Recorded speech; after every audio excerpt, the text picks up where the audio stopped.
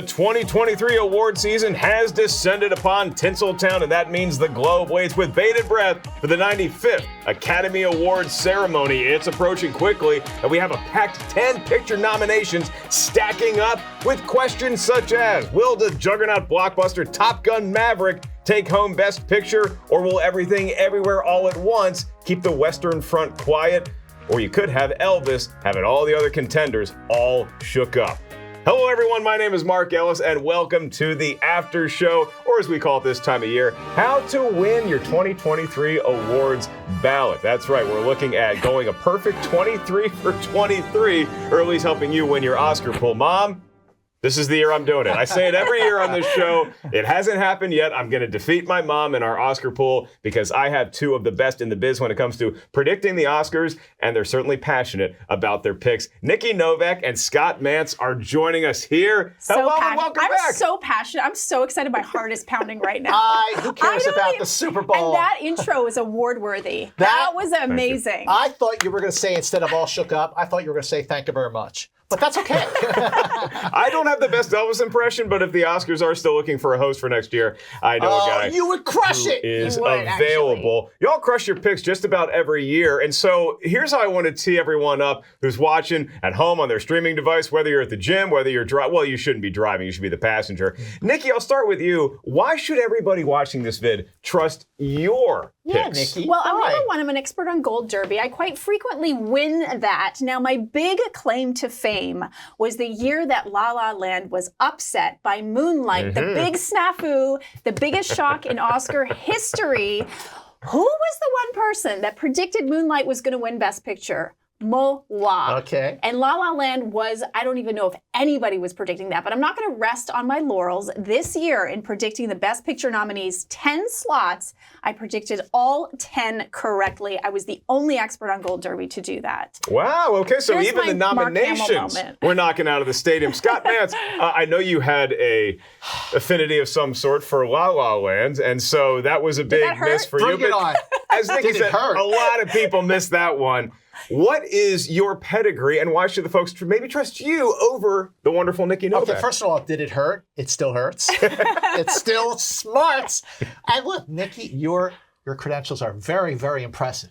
But you are looking at a two-time Gold Derby Oscar-winning champion, because last year and 2 years before that, I was the Gold Derby champion. Last year, I got one wrong out of 23. 2 years before that, the year that I predicted that Parasite would win Best Picture, Best Director, Original Screenplay, and International Feature, I got 22 right out of 24. But wait, there's more. The year that Spotlight won Best Picture, I called that Over the Revenant. And the year that Green Book won Best Picture, I called that For Better or Worse. I know what I'm talking about. And I can also tell you what days this movie's Parasite was a little obvious at that point. No, it was not. It was not obvious. I'm not going to give you that one. The rest of them I will give you. Green Book was a surprise, but Parasite, not so much, Everyone sweetie. was still Team 1917. I was Let's Go Parasite. The competitive juices are already flowing here. And this coming from a guy who's still upset that Shakespeare in Love beat out Saving Private Ryan. So we're going to get into every category is up for grabs here, and Nikki and Scott are going to walk you through their decisions and what they think is going to take home an Oscar statue. And then if there has to be a tiebreaker between the two, I'll let y'all know my feelings on it. Take that with a grain of salt. These two are the pepper in the dish. And Scott, I do want to ask you, before we get into the individual categories, overall, this Oscar ceremony that we're having, we don't necessarily know all of the winners of the various award shows leading up to the Oscars. Right. At the time of this taping, we still have the Directors Guild of America to go, the PGA, the Producers Guild. Those are some nice indicators as to how Academy voters might be leaning. But when you look at the ceremony as a whole, what stands out to you? What's a race that you think could get really spicy? Well, I'll tell you, Best Actress, up until very, very recently, it was looking like that race was going to be a lock. I'm not going to say who that lock is yet, because that's going to be a conversation. That's probably going to be the highlight of this conversation. But then that got thrown into let's just say there was a big wrench that got thrown into that machine, which now makes that category sort of up between not one, not two, but three people. Also, there is Best Picture, because if there's one big, huge takeaway from the Academy Award nominations this year, it's that big movies are back. 4 of those Best Picture nominees made over $100 million. One of them Well, 2 of them made over $1 billion, and 1 of them made over $2 billion, and is still counting, Avatar: The Way of Water. And out of those 10 Best Picture nominees, only 1 of them is exclusive to a streaming service. So the Academy has spoken. The year after Coda became the first movie for a streaming service to win, and it was not Netflix, it was Apple TV+, the Oscar is saying, you know what? We are in the movie-making business. Movies belong on the big screen, and here you go. Well, a lot of blockbusters have been nominated for some of the most prestigious awards. Nikki, is there a category? Is there an actor, an actress, a performer, a director, somebody behind the scenes that you're keeping your eye on for a particularly competitive category? There's a couple. I agree with you on Best Actress, but I think the heated one is Best Actor. I think that's even more intriguing. I think it's a 3-way race. As far as Best Picture goes, I concur with you. I was still hoping The Batman got nominated. I was hoping that Wakanda Forever would get nominated, and we would have more blockbusters nominated, because if there is a year that I'm hoping a big blockbuster wins Best Picture, it's this year. That said, I don't know if that's going to happen. We will get into that later. But the other one that I have my eye on that I think is a 2-way race at this point is Best Director. And I think Best Director is going to be very, very interesting this year and will be a huge indicator of what is going to win Best Picture. Sometimes it's been split in past years. I don't know this year. If one of the nominees wins, I think it's done. If they win the DGA, it's done. I agree completely. See, this is why you want all 3 of us at your Oscar party. Nikki and Scott for the picks, and I'm happy to run out and get ice halfway through the ceremony. So we're going to get going here, but a friendly reminder that you can find your Oscars ballot at RottenTomatoes.com, or you can check out the description of this vid. For your own ballot, sharpen that pencil. Make sure it's number 2. We don't really care. It could be number 3. It could be a pen like this. Let's get, it's not the SATs. That's where my brain goes. Yeah, we already did those, and I'm not going to tell you what my score was. Hopefully, Nikki and Scott have better results with their Oscar pool this year. Let's get into it with our first category we're highlighting today, Best Supporting Actress. A supporting actress, an actress in a supporting role. Scott Mantz, I go to you first. Who's taking home the gold? Okay, this, I think, is close to a lock. 95% there, Angela Bassett for Black Panther: Wakanda Forever. See, most people think that Angela Bassett already has an Oscar for playing Tina Turner in What's Love Got to Do with It, which came out in 1993. She was nominated for it. She did not win. That was her only other nomination until this supporting actress nomination for Wakanda Forever.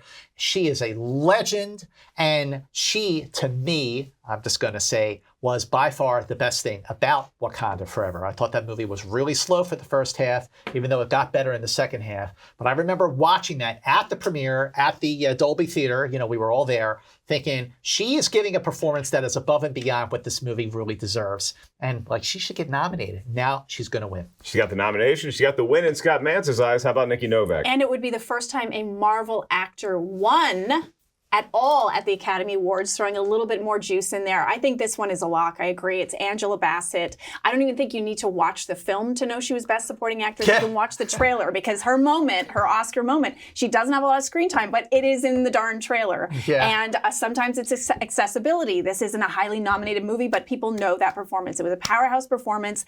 Everything Everywhere All at Once is the only other movie that could give some competition to Angela Bassett, but you do have a vote split. You have Stephanie Hsu nominated, Jamie Lee Curtis. She is also a legend that has never won, but I do believe if the Academy is going to go with a legend, they're going to go with Angela Bassett for the fact that she did not win for What's Love Got to Do with It, and I think Stephanie Hsu will get the younger voters nominating for her, and Jamie Lee Curtis will split with the older voters. So I think it is going to be Angela Bassett. All right, so maybe a makeup call some 30 years later. Well, I mean, you see how easy my job is? It's so congenial here. Nobody's arguing yet. We all agree, and I will add my vote to that for Angela Bassett. And so now let's quickly move on to actor in a supporting role. Nikki, I'll let you tee this one up. Okay, well, while I think this one is the biggest lock, I do also want to add in something to think about and chew on for people filling out their ballot. Ke Huy Quan, I think, is going to win for Everything Everywhere All at Once. He's won every single precursor up to this point. Everybody knows this is a redemption story. This is the story. Sometimes it's the narrative about an actor, and if there is a lovable human being that has come out of this award season, I think last year it might have been Troy Kotsur. This year it is Ke. You cannot help but fall in love with him. You watch his speeches. When he wins, you truly feel the pain of all of the years that this young man, who was short round in Indiana Jones, did not work, was doing behind the scenes stunt work. He is having his moment. He is a lock. He's been winning everything he's been nominated for so far up to this point. He is a lovely human being. I feel like I was really lucky to have seen that movie, Everything Everywhere, at its world premiere on opening night at South by Southwest last March. And to see that movie go this distance, to be nominated for 11 Academy Awards. And, you know, his performance, I remember thinking when I saw it in March, going like, wow, he's really good. Like, he stood out in a film that is a very busy movie. Like, Everything Everywhere is a whole lot to take in, but he stood out. And that's another reason why he deserves to win. Yeah, and he did action, he did the heart of it, he did the humor, he did a lot. So let's give him credit. It's not just the narrative, it's the performance. It's probably not the last time I make this joke, but he did Everything Everywhere. Yeah, and all once. He truly did. Well done, well done. Let's move on to our next category, which is Original Screenplay. Scott, I'm going to tennis it right back to you. Could this be the first category where you and Nikki don't see eye to eye? I'm guessing this one's going to go to Everything Everywhere, because if you're looking at an original screenplay that screams original, it's pretty much Everything Everywhere. And the movie, you know, was nominated for Best Picture and the Best Directors for the Daniels. And I just think there's obviously a lot of love for this movie. And I think that as far as screenplays go, original screenplays, this doesn't get any more original than this film. Nikki? Yeah, and I agree. I actually agree, and I wasn't sure if we were going to both have the same pick for this. But you look at winners like Get Out; they love originality. Exactly. They love something like that. They also tend to award movies that also the screenplay goes hand in hand with Best Picture. It is the current quote unquote frontrunner for Best Picture. You look at Green Book won for Best Screenplay. Mm-hmm. That wasn't the best screenplay, but it went on to win Best Picture. You also look at Coda, wasn't necessarily, in my opinion, a lot of people's opinion. When that won for Screenplay, everybody knew Best Picture was over last year. So I definitely think Everything Everywhere All at Once, if you can picture that movie without the screenplay, you have nothing. Oh, absolutely. Yeah. Completely. Yeah. You have nothing, but you do have move on to. I mean, I could have gone right there. Keep going. So I'm not the comedian. I make the obvious joke. I mean, these are all pretty obvious picks as far as where Scott and Nikki and where you are watching at home should go with these first three categories. Let's move to adapted screenplay. Nikki, any surprises here? This one's a little bit tricky. I think this one's a little bit more open, but I did go with Women Talking. This is Sarah Polley. Now, she had not been nominated if the film had not been nominated in the Best Picture category, which some people thought it might not. Some people, when they're, you know, there's like 7 or 8 really obvious Best Picture nominees, that wasn't one. But when it got that, you know, 9th or 10th slot, people are thinking, because it was the only other nomination it got. I think it's wordy. They love wordiness. They love something that's just brilliantly written. This could have been a play. Or it was, but the way that people love Sarah Polley. That's the other thing about her. Mm. If you follow her on Twitter, she's hilarious, she's irreverent, and I think people are going to want to award her here. Well, listen, Sarah Polley is an amazing writer. This is her second nomination for a screenplay. She was nominated for 2007's Away From Her. First, this category, adapted screenplay, the fact that you have a movie called Top Gun nominated for screenplay, I think that's pretty friggin' awesome. If you're asking me what's my favorite, what was the word that hope dicting? Are you hope dicting? Dicting. I love this word. Feel free to use it in your casual conversations. You hope wins. You don't vote with your head, you vote with your heart. I hope Top Gun Maverick wins because it is a really great screenplay. But I just feel like there's going to be a lot of, well, we've got to give a movie like this that kind of brings the gender back into the talking here. We got to give it something.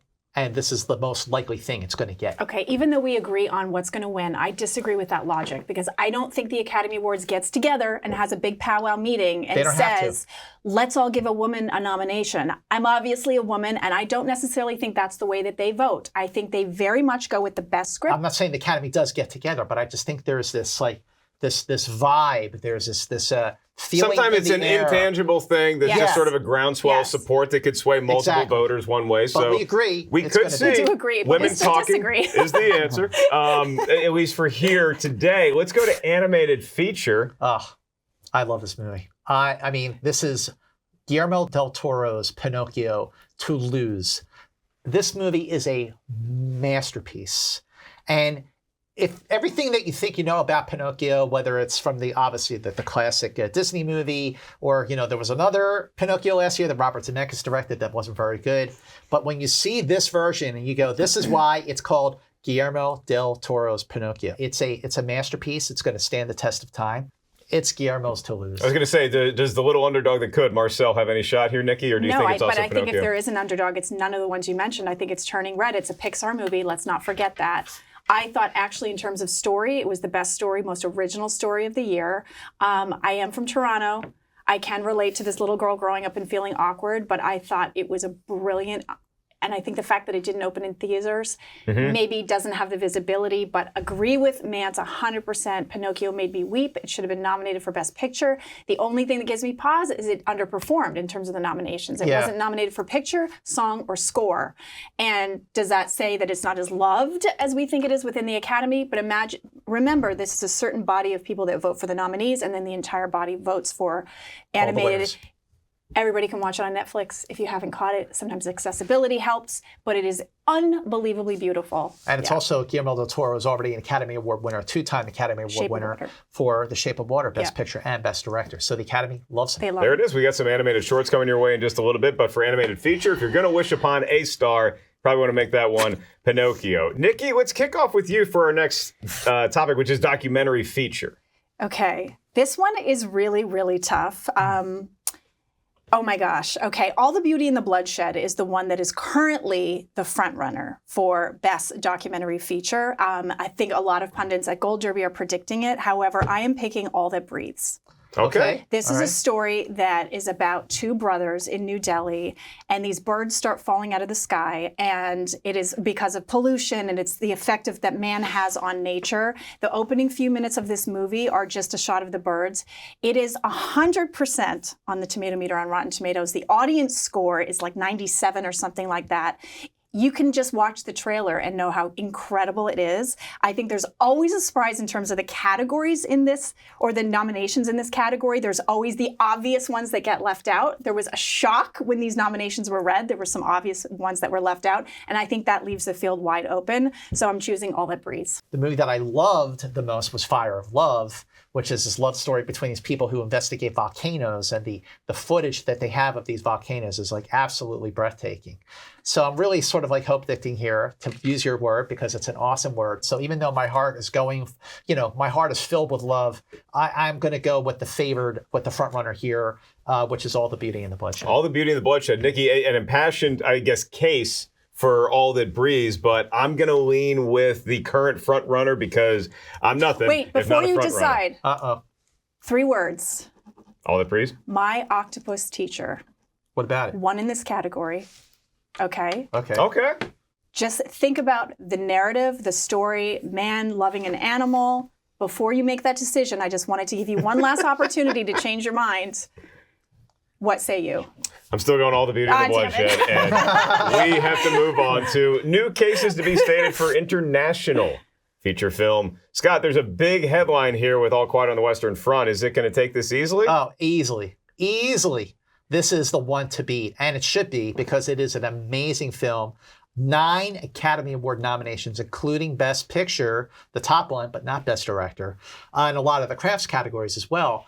And this is also the only film, All Quiet on the Western Front, out of the 10 Best Picture nominees that is exclusive to a streaming service. It is on Netflix, and if you have not watched it yet, you are missing out, because it is my 3rd favorite movie of 2022. It is amazing. It's one of the Best Picture nominees. 9 nominations? 9 nominations, one of the most highly nominated. The BAFTAs, I think it was the most nominated film at the BAFTAs, and that's when everybody kind of went, what? And everybody thought, Netflix had a few movies that they had out there in contention for award season, like Glass Onion, and Ballot was another one, and then all of a sudden, out of nowhere, the BAFTA nominations come out, I think 14 nominations, and it was just like, wait, we all have to watch this movie now. At the end of the movie, it's just like gut-wrenching. Yeah. It's a movie emotional. We could be hearing a lot more from later on in our 2023 Oscars ballot. And just on behalf of all 9th graders out there, thank you for making an updated film based on the book. Read it. So we'll move on to original score now. Nikki, you get to have the opening salvo.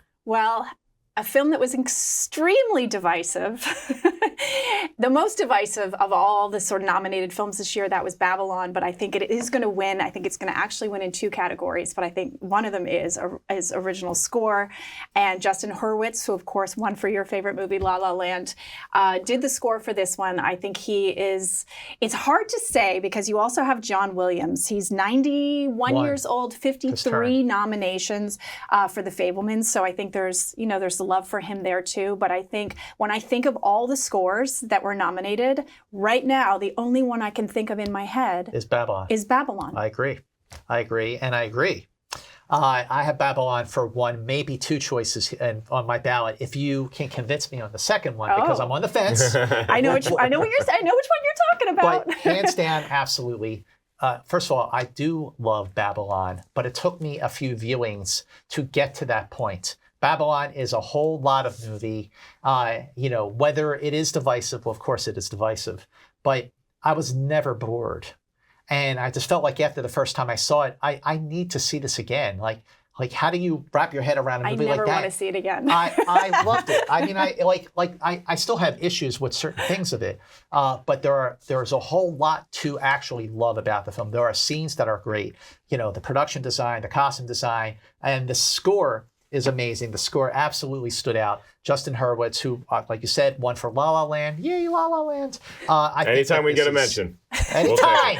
La La Lander for life. Original score goes to Babylon, according to our experts here. One of the few rotten movies that we're going to be talking about again later on in this show. But for right now, we go to the best original song. Scott Mantz. Well, hope dicting here, I'm going to go with Lady Gaga for Top Gun Maverick. But my head is saying Natu for RRR. Everyone loves that song. I was at that screening at the Chinese theater where everyone got out of the aisles and was dancing in the aisles and on the front. It was like one of the wildest screenings that at the Chinese theater that I've ever been to.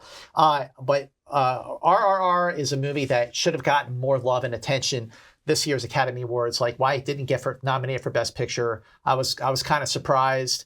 But everyone loves the song. So you're going with your head. I'm going with my head. He's going with his head over his heart. Yep. How about Nikki?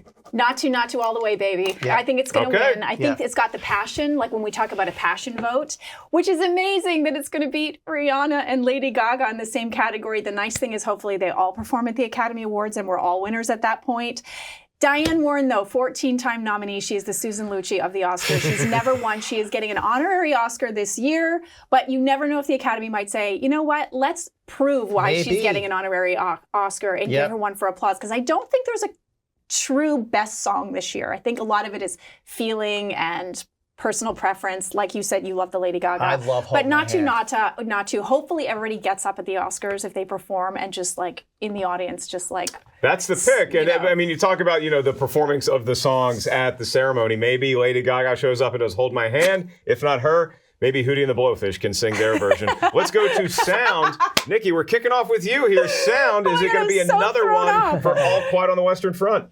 I'm actually picking Top Gun Maverick on this one. I even though Scott has expressed his love for this movie, I am probably as big a fan of Top Gun Maverick. If there's hope dicting ever in the world, it's for me with this movie. I love it so much.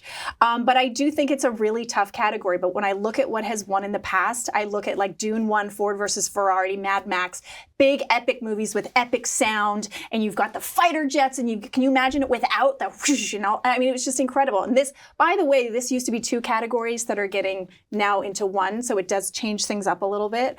But I think it's got it. I mean, look, you've got Elvis with the music, you've got other great contenders, but I think great populist fare here. I mean, you have Avatar, well over $2 billion. You got the Batman, you got Elvis. Scott, I know your passions are at war now because you have Top Gun Maverick, but I know you have an affinity for Elvis. Elvis is great. I love this movie. Made almost $300 million worldwide. There are two movies that brought people back to the movies in 2022 that were not superhero movies, by the way. It was Elvis and Top Gun Maverick.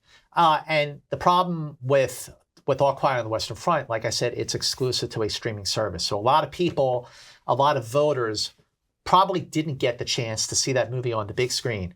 But judging by the $1.5 billion take worldwide of Top Gun Maverick, everybody saw that movie on the big screen. They probably saw it more than once. And like you pointed out, Nikki, with all those other films, if there is a film that screams best sound, it is Top Gun Maverick. Absolutely. It's not the plane, it's the pilot, but that plane makes some all cool noises. Yep. So let's go to makeup and hairstyling, something that I am very unfamiliar with. Scott, how about you? If there is one movie where people associate the film itself with the makeup, it is The Whale. Because so many people, myself included, that very first photo that was released of Brendan Fraser, all made up, I thought, like, oh my God, he gained so much weight. And then someone's like, no. It's a fat suit. So, but when you're watching the film, when I saw the film for the first time, I'm like looking to see if I could see any flaws in the makeup design, and you can't. I mean, that movie helps make his performance maybe a front runner. We'll talk about that when we get to Best Actor. But I mean, again, Black Panther and All Quiet are also great contenders here. Elvis, obviously, I mean, it's Baz Luhrmann's film. He's very, very flashy and, with razzle dazzle and all that. But nope. The Whale. Competitive category here, Nikki, just between aquatic creatures, because you have the whale, but you also have Penguin in the Batman. That was some pretty great makeup on Colin Farrell. I see what you did there, and I see what you're doing throughout, and this is very impressive. I don't know how you're putting these things together. It's very clever. You're going to have to make a decision on this one, because I'm actually going with Elvis. My first gut reaction was The Whale because of the great prosthetic work, but guess what other movie had great prosthetic work and other work? Elvis. And they had a whole cast of characters. Not only did they have to do Austin Butler as Elvis, they had to age him throughout the years. There are some side-by-side comparisons. You cannot tell the difference. Let's also remember this is a makeup and hair category, not just makeup.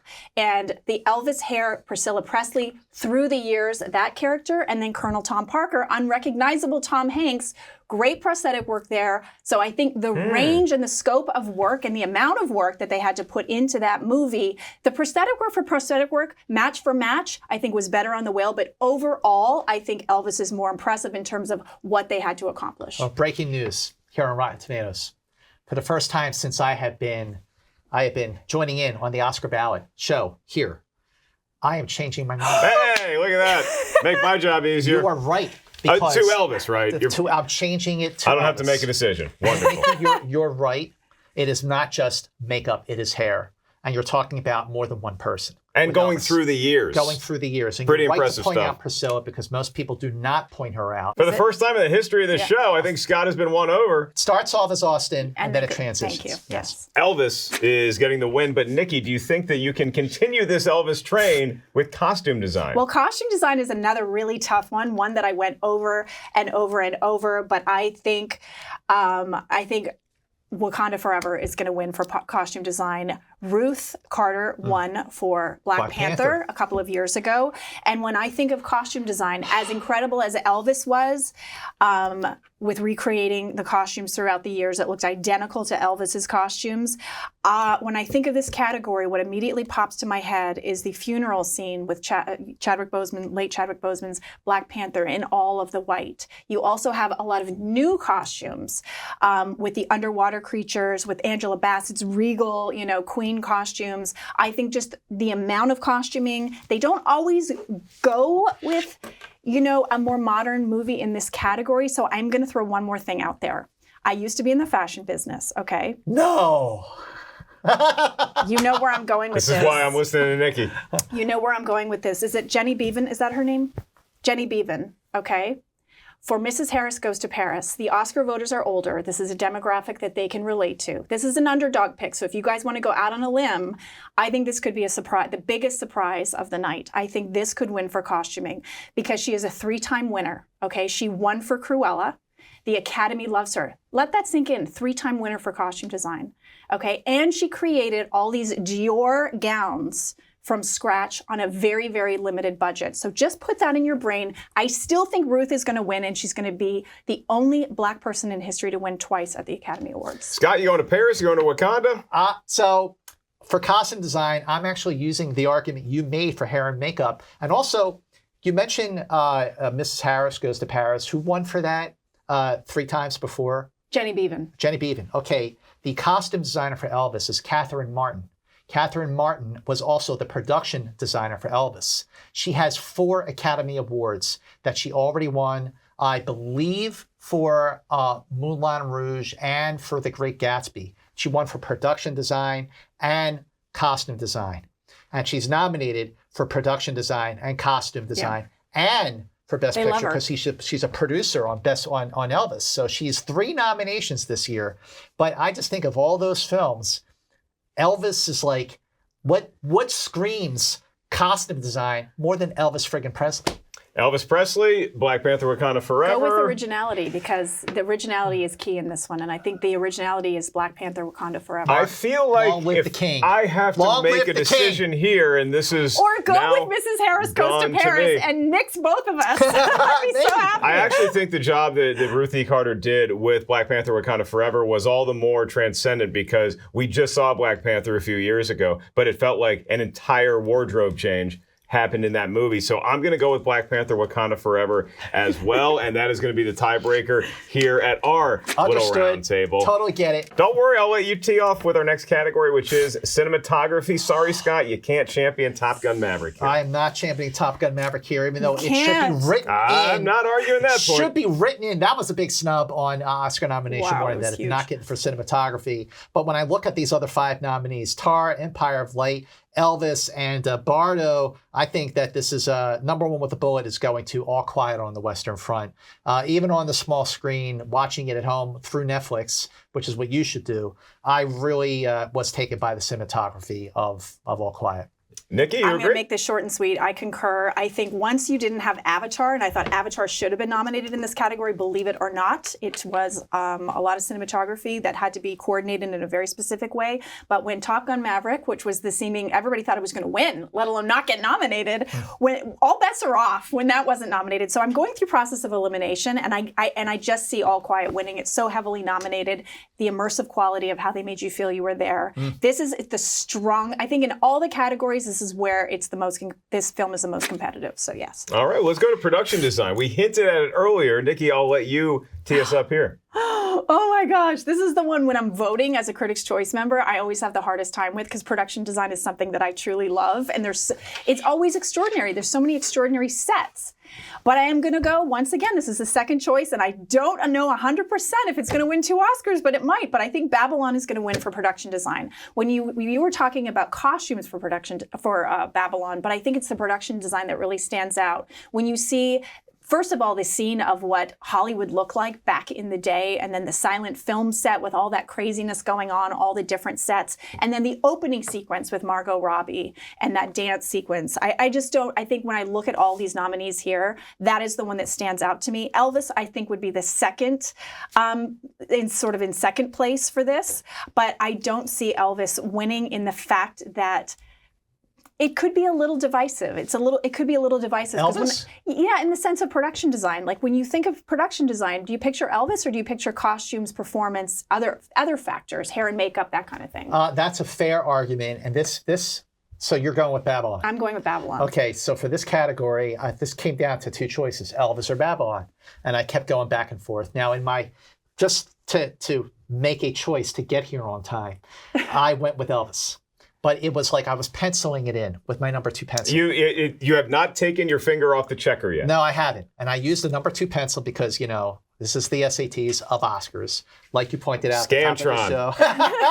Yes, I love it. Taking me back, who is brother. going to be, if you're like me taking a test and you had a Scantron, you always pick C when you didn't know what the answer was. Who is your C? My C is Babylon. Hollywood does love rewarding itself. Maybe that's going to happen in the production design category. Let's move on to film editing, Scott, where it's maybe the most eclectic mix of 5 movies that came out in 2022. Yep, very eclectic mix. Banshees, Elvis, Everything Everywhere. He's doing his Tar. happy dance. I'm doing my happy dance because I'm going with Top Gun Maverick. I love this movie. And boy, when you're watching those scenes with the planes and the jets and all that stuff, damn.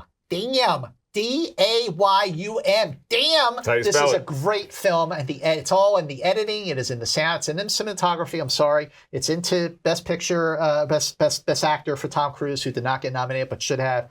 This one's easy. Film editing for TGM. Nikki, you've expressed your love dearly for this movie as well. Do you think it takes the film editing prize? They love a big movie. Dune, Ford vs. Ferrari, and Dunkirk all won in this category. But here's a fun fact that I hope Academy voters know. 800 hours of aerial footage that editor had to sift through. 800 hours before he even began putting together the rest of the film. It is done. It's a winner. Let's move on. I think done. that one's, yeah. It's going to be one hell of a box set that people will pay for, and I might be one of them. So I want to stick with you here, Nikki, for visual effects, because we see some of the same films that we got with film editing, with cinematography, but this is a more blockbuster-heavy category. Then we also have All Quiet on the Western Front. Could that sneak up and steal it? I love the argument that you're making here, but if Avatar, The Way of Water doesn't win, I will eat this piece of paper. I will chew it up and I will eat it. And I will retire because it's going to win. And that's all I have to say. We have our first paper eating thread. Okay, I will also eat Nikki's paper. Okay, all right. After I ate it? If There's a couple different multiple, yeah. If there's another lock on any of these 23 categories in 23, it is visual effects. Avatar, The Way of Water is what visual effects were made for. Having said that, I think Avatar, The Way of Water is boring as sin. Well, that's not the question, Scott. It was who's going to win visual Eat this effects. piece of paper for saying that, Scott it's Mantz. so boring. It's my, See, this is why you watch the boring. show. You watch the show because, look, Who a can lot of people afford? filling out their Oscar pool are going to be like, oh, visual effects, what did I like the best? Maybe they don't put Avatar. That's your check mark. You got one up on everybody else who's bringing the chip and dip. So let's go to you, Scott Mantz. Documentary short subject. You got a feeling on this one? I do have a feeling on this one. And Nikki, the point you were making about documentary feature, about animals, I think is going to lead the way for The Elephant Whisperer to win Best Documentary Feature. It is a beautiful film about an elephant sanctuary in India that was absolutely breathtaking and the most visually stunning and emotionally moving of the documentary short subject. So there you go. And it's on Netflix, and that's why it's going to win as well, because people can watch it. It's Exactly. accessible. I can The check it short out. films always aren't.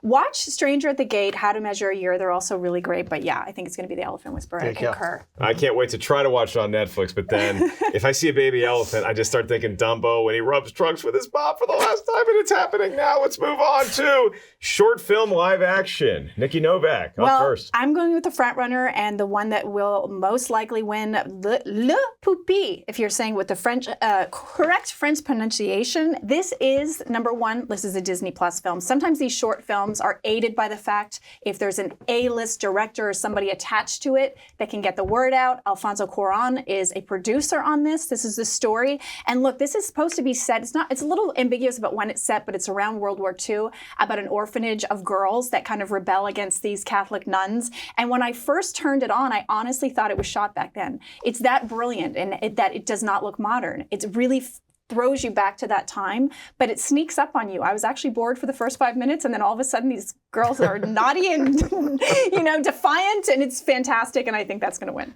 You know what? When you said Catholic girls rebelling against the nuns, for a moment I thought of 1923. But this is not 1923. Oh, I was going much later with Dairy Girls, Okay. which is a wonderful show. Listen, I agree with you, and I did listen. This is another film that's easy to watch. It's on Disney Plus, so I'm just going to keep it short and agree with you on Les Pupilles. All right, so now we move to short film animated. And Okay. Scott, what are we looking at This here? one, forget it. It's this category is over. It's The Boy, the Mole, the Fox, and the Horse. What a beautiful film! Not just beautiful animation, but beautiful. It's so profound. It's so deep. It's so moving. It's so inspiring. It's like a cinematic hug for people who are feeling lost in their lives, who feel like they're not worthy, they're not good enough, who just need someone to say, "I'm here for you. You matter." It's on Apple TV Plus. Watch it if you've never seen it. It's beautiful, and it's going to win. I concur, and again, you've got Idris Elba, Gabriel Byrne, Tom Holland are all voicing characters. People are going to recognize it, but I just have to give a little shout out to My Year of Dicks, because when it was announced at the Academy Awards as a nominee, and I'm drawing a blank on his name that announced it. Oh, it was Riz Ahmed? Riz Ahmed announced it, and there was laughter erupted. It made me curious. Is it really about dicks? Yeah, and it is. It is. And it's about a woman losing her virginity. I very much related to the story, and I actually thought it was really well done. But in terms of the animation and a story that 100 years from now people can refer to as being like a life lesson, kind of like Life of Pi, that kind of thing. Sure. you will look to this film. So Boy, the Mole, the Fox, and the Horse is going to win. Yep. And just take a look at your ballot for short film animated and enjoy those 2 titles and 3 other very well done movie titles. That's my favorite category for just the name of a short film. Lest we move on now to some of the biggest prizes of the evening. This is why you watch the whole Oscar ceremony, because you know right around the corner is going to be the 4 big ones. We kick off with Best Actor. Nikki Novak. You, Nikki, go. Nothing ever in the history of predicting has made me lose sleep more than this freaking damn it, darn it category. It is a 3-way race, which I actually think now might be becoming a 2-way race. So this to me is really between Austin Butler and Brendan Fraser for The Whale. I am hope-dicting here, 100%, because I do think Brendan has a slight momentum right now. I think he had early momentum and then he lost it. And then when he won the Critics' Choice Award and he gave that speech and a lot of people saw it. It was very emotional. And I have talked to a lot of people who were Austin stans and said they voted for Brendan. And I said, what do you mean? You're an Austin stan. And they voted for Brendan. They're like, I thought it was a contained performance. But I am picking Austin Butler for Elvis because when you look at what the Academy has awarded in the past for Best Actor, big performances, Eddie Redmayne in The Theory of Everything, a total transformation. And I think Austin accomplished that. He was a triple threat in this movie. He sang, he danced, he acted his heart out. He acted as, and it's so funny because I watched a roundtable with a lot of the nominees, and Brendan Fraser said to Austin Butler about his performance in Elvis, you didn't channel Elvis, and Elvis channeled you. And I was like, that's what he did. Yep. Elvis came through in Austin, and when the film started, I was like, not sure, but by the end of it, I was like, this kid's got to win. You watched him become Elvis, and you watched Elvis matriculate into being the Elvis that we knew. Scott, I know you're an Elvis fan. I love Elvis. Look, I would be perfectly thrilled if Austin Butler would win. So you make great points that he didn't just act, he had to dance and he had to sing. This is a tough category. Yeah. Like you said, three front runners here, Austin Butler and Brendan Fraser and Colin Farrell. And Colin Farrell has his body of work. Last year, he had 4 movies released throughout the year that exemplified not just his body of work, but all top-tier performances in The Batman, in After Yang, in 13 Lives. But Brendan Fraser is The Whale. He's the movie. And he literally and figuratively carried the weight of the world of that movie on his shoulders. And I didn't think the overall movie was great, but I thought his performance was stellar and superb. For me, really, it's between Colin Farrell and Brendan Fraser. Wow. And the winner will be? And the winner's going to be Brendan Fraser. Brendan Fraser, so that was sort of your heart pick. And then slightly more of the head pick was Austin Butler. No, I'm picking Austin Butler. I think Austin Butler will win. I think he will win. I think he will edge it out. I want to remind you the year that Olivia Colman beat Glenn Close, a very talky performance versus a total transformation. They don't care about narrative. When you're going down and you're picking who's going to win, I know when I'm voting, I'm not like, oh, I didn't give Banshees anything. So not in such a big category. In such a big category, you're not going to just be like, I'll just give this movie a win. You're going to pick the best performance. And I think when it comes down to ticking off that ballot, overall performance is going to go to Austin Butler. Well, okay, so here's the thing. So last word goes to you, Scott. The movie is called Elvis. It's called Elvis, and he's playing Elvis. And with all the busyness of the film going on with the production design and the editing and the sound and the wardrobe and the music, that his performance really stood out. So I think for the second time in oh my God. This is Rotten Tomatoes history. unprecedented. Just the same show. Just to show the power of persuasion that Nikki Novak can provide. I just wanted to say, Nikki. I can't help concurring with you. I just want to say, thanks to your persuasive argument, thank you very much. I'm going to go with Austin. Well, hopefully Austin wins, or else it's going to be a blue Christmas for both Scott Mantz we're both going to be and Nikki Novak. So I would root for Brendan Fraser because a lot of people had their revelatory moments seeing Elvis on the Ed Sullivan Show. For me, that was 1992, watching Encino Man. Moving on to the Best Actress in a Lead Role. Scott Mantz, which way are we going? Well, this is going to be a conversation unto itself. Because up until right before the Oscar nominations, I had a nominee that I was hoping for, and I had a nominee that I was going like, oh, she's probably going to win. The nominee I was hoping for was Michelle Yeoh for Everything Everywhere All at Once. Yep, she made it. The nominee I thought was going to win because just she gave a fantastic performance, and people are saying it's the performance of her career, and it just might be. And she's in every scene of this 2-hour and 40-minute film. Is Cate Blanchett for Tar. This would be her third Oscar win. While I think her Tar is a great performance, I also saw her kind of do a very similar role before. Michelle Yeoh has never been nominated for an Oscar. She is a legend. She has never had a lead role like this that showcases not just the physicality of her performance, but the emotional payoff of her performance. You have the chance for Academy voters to make history by choosing the first Asian woman to win the Academy Award for Best Actress.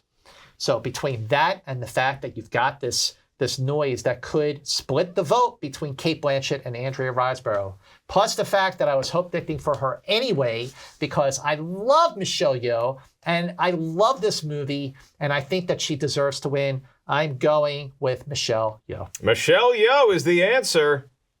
Is it for Nikki Novak? It is not. Okay. I'm going with Cate Blanchett. If I was hope-dicting, I would choose Michelle Yeoh in a New York Minute. I absolutely love her. Speaking of the word complimentary, I met her. She was so complimentary, lovely. She's just an elegant human being. And I think people who have encountered her in the past have had a similar experience. And that's why you saw sort of like so much support behind her. I think she's so beloved in this business. She's transcended time. She's transcended genres. And she is just incredible. But I do believe that Cate Blanchett has won a lot up until this point. I think when it became obvious to me is when Michelle Yeoh did not win at the Critics' Choice Awards. I know you say it's not a guild, but that made me it solidified the strength of Cate Blanchett. All the Andrea Riseborough stuff, I do not think at the end of the day when people are voting, some of them might not even know about or it. care about it. I think that part of it is a wash. And I think Cate Blanchett is still going to win, although nothing would make me happier than to see Michelle Yeoh win. I just think, first of all, you have Cate Blanchett winning that award. And unlike Brendan Fraser, who was giving this really genuinely emotional speech of graciousness and humility, you have Cate Blanchett saying, I'm sick of these pony shows. They're like, why are we doing this to each other? We shouldn't do this. And by the way, if you're going to do it, you should give the Oscar. You should be voting for Andrea Riseborough. But I think her overall intention behind that was to support all actresses and to say that there is no clear winner in art. But she mentioned her by name. And I just don't think that out of the 10,000 Academy voters that's now up to it's almost 10,000. It's close to 10,000 voters. You're telling me that not one person is going to go back and watch that movie, especially when it is their duty as an Academy voter to take this stuff very, very seriously and watch To Leslie. Okay, that's the name of the film that she is in. So could split the vote is your point. My point Nikki's is saying could split the votes, costing Cate Blanchett the win. A friend of mine in the Academy who is a voter, who is a friend of Andrea Riseborough, is still voting for Cate Blanchett. All right, so this is going to come down to the wire. Right. This is why I'd love to see the actual scoreboard that we don't have revealed to us. I am maybe hope-dicting, and I apologize for stealing your word, Nikki, but going with Scott Mantz's pick. I'm going to go with Michelle Yeoh, so that's going to be on the Rotten Tomatoes ballot, but now the door is open for Nikki to just surge ahead, so we would all celebrate and pop a bottle lustily. Let's move on to our final two categories here. We have the Best Director, the award for directing in a film for 2022. At the 2023 ceremony, Nikki Novak. This is between two. Okay, who we got? And the winner of Best Director is going to indicate, if it goes one way, if it goes to the Daniels, then the Daniels are going to win for Everything Everywhere All at Once, which they are a frontrunner at this point. For Best that film Picture, is a frontrunner for Best Picture. I think this is a two-way race between the Daniels and Steven Spielberg. And if you look back at the Best Picture or the Best Director winners, Martin Scorsese, Guillermo del Toro, Alejandro Iñárritu, Clint Eastwood, Ron Howard, Peter Jackson, Robert Zemeckis. Listen to those names. They're legends. Guess who else is a legend? Steven Spielberg is a legend. Mm-hmm. I think he directed the hell out of that movie. I think it is underrated in how well directed that movie is. It's a masterclass. It has all the charm. And the last scene in the movie Great scene. pays homage to a director that is highly decorated and won a lot of Academy Awards. And I think the older voters will also be charmed by that fact. The Daniels would not surprise me if they won, by the fact that I do think Everything Everywhere, it's a new generation of voters. There's a lot more voters than there used to be in the Academy. They've, in the past couple of years, gone with more of a passion vote. The of the moment movie, Everything Everywhere is the of the moment movie, and I think the Daniels could surprise people and they could win this, but I'm still going to choose Steven Spielberg. I think he's going to win this award. You make excellent points. And I think that ever since Parasite won Best Picture, Best Director, Best Original Screenplay, like I think the Daniels will do this year with Everything Everywhere and International Feature, that kicked the doors open because you do have a bigger, definitely doubled the size of the Academy that brought in more representation, more gender balance, more younger moviegoers, and more international moviegoers, or voters rather. But you're talking about not only Steven Spielberg, you're talking about a movie that was his story, his personal story on how he became the most successful filmmaker to walk the face of this planet. You want to know why he became a filmmaker? You want to know how he did it? What inspired him? The hurdles he had to go through? Watch The Fablemans. He is the legend. I feel like he cursing. Is the GOAT. If he doesn't take Steven Spielberg at this point, I'm going to be shocked. You think you're the Tetris GOAT. I'm pretty good. He is the filmmaking GOAT. Okay. I care. All right. But he is the filmmaking GOAT. Now, having said that, the Daniels do deserve to win. Because they made a movie that is really far out, and it is an amazing film, a movie that runs a little long and it's far out and sort of threatens to go off the rails, but instead comes back to stick the landing with an extremely emotional and powerful payoff. And it is the leader, but I think Spielberg will win. All right, so Steven Spielberg. Concurring. I will say, though, by the time that this airs, if the DGA winner has come out and it's the Daniels, then the Daniels will then win choose the director. Daniels. Then that's the indicative factor that you were looking for both directing and for Best Picture, which is our final prize of the night. We're not actually giving it out today. We're just making our predictions. But here we go with 10 worthy contenders in everyone's eyes. Scott Mantz, you get to tee it up first. Are we going to be on the ground? Are we going to be way up in the sky? This is the year that the Academy said big movies are back, and it doesn't get bigger, and it definitely does not get better than Top Gun Maverick. Now, here's the thing. You talk about how the winner of the DGA will influence who's going to win the Best Director Oscar, and that winner will also affect who's going to win the Best Picture Oscar. Well, the Producers Guild Award, the winner of that will also determine in a very, very big way what's going to win the Oscar for Best Picture. Just like the Producers Guild, the Best Picture for the Academy is voted on a preferential ballot where they have to rank the 10 nominees. The Producers Guild does the same thing, whereas these other 23 categories, it's vote for your best, winner take all.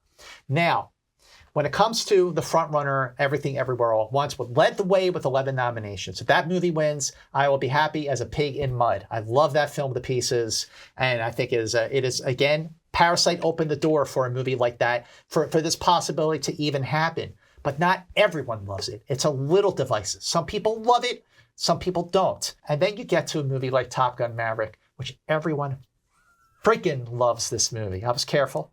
Everyone loves this movie. Everyone loves Top Gun Maverick. It's not just that it's a great movie. The significance of that film to this business, that business which is made up of all of these voters, people who work in the business, the significance of last year, we gave it to a streamer, we gave it to this little film coda, but this is what our business is all about. This is why I work. This is why I do what I do. I make movies. And Top Gun Maverick is Top Gun movie. It is a movie with a capital M. The second half of that film, I was watching it again for the 10th time, and I just go, this movie has to win Best Picture. And if people rank it high enough, and enough of them do, and that possibility, because of the preferential ballot, what I think Top Gun will win, it deserves to win. Go Top Gun Maverick. All right, so there's 2 miracles highlighted in the film Top Gun Maverick. Could Miracle 3 be a Best Picture win, Nikki? Oh. Wow, did Scott maybe return the favor and swoon you towards a Maybe movie? I doubt No, it. he didn't. Oh! And the reason I sigh so deeply is because nothing in the world would make me happier than Top Gun Maverick winning for Best Picture because of a lot of reasons. The last time I saw a big, giant movie that everybody saw and loved win was Titanic. That was the last time and that happened. won Best Picture. In the 90s. So? That was the last time that happened. And everybody loves it. You're right. But the consensus I'm getting over and over when I talk to people, voters in different guilds, is that I mention it to them. It's going to win. It's going to win because I'm hope dicting it. And they say, like almost like they didn't even consider it. And I hear everything, everywhere, all at once. All at once, everywhere, everything, every time, everywhere I go. That is the movie with the momentum, the Parasite type momentum, the Coda type momentum going into this final round of award season that people talk about over and over again. And so I am going with Everything Everywhere All at Once for Best Picture. But I would love to be wrong. Wonderful arguments wagered. Am I going to go with my heart or my head? My heart is going to say Top Gun Maverick. It was my favorite movie of 2022. But I just feel like Everything Everywhere All at Once is too powerful, is too original, is too much of just a spectacle that you cannot blink and miss any of it. That is going to be the best picture of 2022. And Top Gun Maverick would just have to be happy with its $1.5 billion grossed worldwide. And it won at this table. Everything Everywhere All at Once. And it won at this table. And what an interesting table it was this year where arguments were levied and some opinions swayed back and forth. There were hopes, there were dreams, there were smarts. You had a little bit of everything here, and none of them coming from me, your host, Mark Ellis. All courtesy of Nikki Novak and Scott Mantz. Once again, thank you all for joining us and lending your expertise, not just to me or this table, but to everybody watching who's filling out those Oscar ballots. Reminder, you can go to RottenTomatoes.com or just check out the description of this vid for your downloadable printable bracket so you can win your Oscar pool. That's going to do it for today. Enjoy the ceremony wherever you watch it, whether it's in the comfort of your own home, you have a big party. It's always fun come Oscar time, not just here in Hollywood, but everywhere around the world. Everything Everywhere All at Once stops, and we watch the Oscars. Hopefully all the kerfuffles and the drama will happen on stage when it's supposed to, and not, we don't need to talk about last year anymore. Thanks for watching this episode of Aftershow, How to Win Your Oscars Ballot. For Nikki and Scott, I'm Mark, and we'll see you next time right here at Rotten Tomatoes.